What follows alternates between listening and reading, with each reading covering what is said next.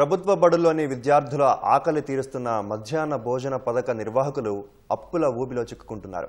నిబంధనల ప్రకారం కోడిగుడ్లతో పాటు రుచికర భోజనం అందించినా ప్రభుత్వం బిల్లుల చెల్లింపులో జాప్యం చేస్తోందని ఆవేదన వ్యక్తం చేస్తున్నారు.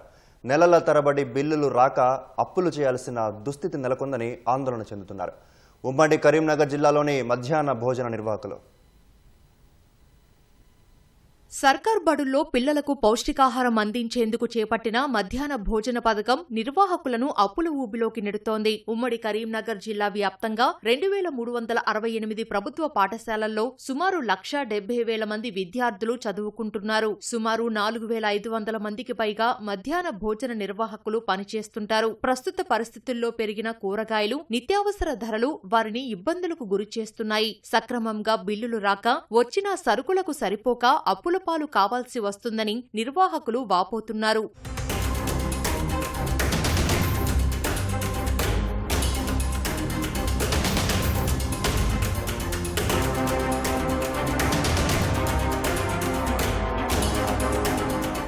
సాధారణంగా 8వ తరగతి వరకు కేంద్ర ప్రభుత్వం మధ్యాహ్న భోజన బిల్లులు చెల్లిస్తుంది. 9, 10వ తరగతి విద్యార్థులకు రాష్ట్రమే నిధులు వెచ్చించాలి. 1 నుంచి 5వ తరగతి వరకు ఒక్కో విద్యార్థికి ₹6.78 చొప్పున, 6 నుంచి 10వ తరగతి వరకు ₹10.17 చొప్పున మధ్యాహ్న భోజన ఏజెన్సీ నిర్వాహకులకు అందిస్తున్నారు. వారంలో 3 రోజులు కోడిగుడ్డు పెట్టాలని మెనూలో ఉంది. కానీ ప్రస్తుత పరిస్థితుల్లో మార్కెట్లో కూరగాయలు, కోడిగుడ్ల ధర పెరగడంతో మధ్యాహ్న భోజనం నిర్వాహకులకు భారంగా మారింది. ₹8కు గుడ్డు ధర చేరడంతో తమకు ఇచ్చే బిల్లు ₹6 కాకుండా ₹2 అదనంగా ఖర్చు చేయాల్సి వస్తుందని వాపోతున్నారు.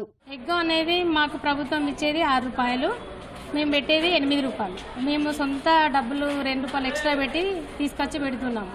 మరి మాకు వచ్చేసి గ్యాస్ సిలిండర్ మీద వంట చేయమని కలెక్టర్ గారు చెప్తున్నారు. పిల్లలకు పొగ రావద్దని చెప్తున్నారు. కానీ మరి గ్యాస్ మీద చేస్తాం, మంచిదే, మాకు కూడా పొగ రాకుండా చేస్తాం. కానీ మరి మాకు సబ్సిడీ ఇవ్వాలి. మాకు 3 రోజులకు ఒక సిలిండర్ అయిపోతుంది. నెలకు 9 సిలిండర్లు పడుతుంది. అది మాకు అదనంగా భారం అవుతుంది. ఓన్లీ ప్రభుత్వం ఇచ్చేది రైస్ ఒకటే ఇస్తుంది. కూరగాయల రేటు బాగా పెరిగిపోయింది. టమాటాలు ₹50 అవుతుంది. ఆ బియ్యం కూడా ఒక బస్తా బాగుంటుంది, ఒక బస్తా బాగుండదు. అన్ని పురుగు వస్తుంది, మెరుగలు వస్తాయి. అవి కూడా రైస్ కూడా ఏం బాగుండట్లేదు. నిన్న మేము కలెక్టర్ గారికి కూడా లెటర్ ఇచ్చినాము. మేము కోడిగుడ్లు పెట్టాము. ఎందుకంటే మేము ₹2 లాస్ అవుతుంది. బిల్స్ కూడా రావట్లేదు. కేంద్రం నుంచి అక్టోబర్, నవంబర్ బిల్లులు పెండింగ్లో ఉండగా రాష్ట్ర ప్రభుత్వం గతేడాది జులై నుంచి చెల్లించాల్సి ఉందని నిర్వాహకులు చెబుతున్నారు. 6 నెలలుగా బకాయిలు రాక బంగారం తాకట్టు పెట్టి భోజనాన్ని అందిస్తున్నామని ఆవేదన వ్యక్తం చేస్తున్నారు. జూన్ నుంచి మాకు 9th, 10th బిల్లులు రాలేదు. 1 to 8 వచ్చినాయి. ఎగ్గు బిల్లు రాలేదు, సాలరీస్ రాలేదు. ఇవన్నీ ఇబ్బందులు పడుకుంటున్నైనా పెడుతున్నాం. మా స్కూల్లో ఉపాధ్యాయులు కొంచెం మమ్మల్ని సహకరించుట్లే మేము ఇంత మెదులుతున్నాము. కానీ రేవంత్ రెడ్డి అన్న మాకు జీతం కూడా పెంచుతానే హామీ ఇచ్చిండు. ఇప్పటి వరకు కూడా మాకు పెంచలేదు. 3,000 జీతమే ఇప్పటిదాకా చేస్తున్నాం. మేము మాకు ఏ మాట ప్రకారం ఎలక్షన్లప్పుడు ఏ మాట ప్రకారం ఉండనో ఆ జీతం పెంచాలని మేము కోరుకుంటున్నాము. 300 మంది ఉంటారు మా స్కూల్లో.